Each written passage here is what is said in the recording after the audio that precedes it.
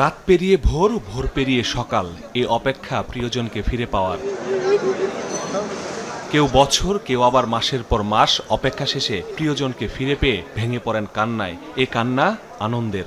এরকম কোনো আশা ছিল না, আল্লাহর কাছে কাঁদছে, আমার মায়ের আল্লাহ ফিরেই আনছে, এটাই আমরা লাখি, আমাদের আর কিছু চাওয়ার নাই।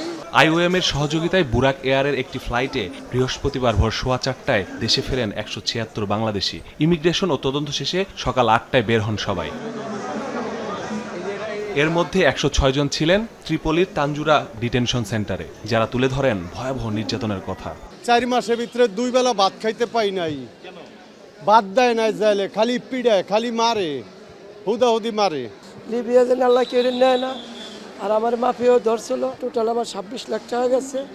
5 মাস 9 দিন জেল কাটছি ভাই, কথা কইতে আমার কষ্ট হয়। বাকি 70 জন বিপদগ্রস্ত অবস্থা থেকে স্বেচ্ছায় দেশে ফিরেছেন। এদের মধ্যে 12 জন শারীরিকভাবে অসুস্থ। কিছু করার নেই, জীবনে বাস্তবতা এটা, হার মানতেই হবে।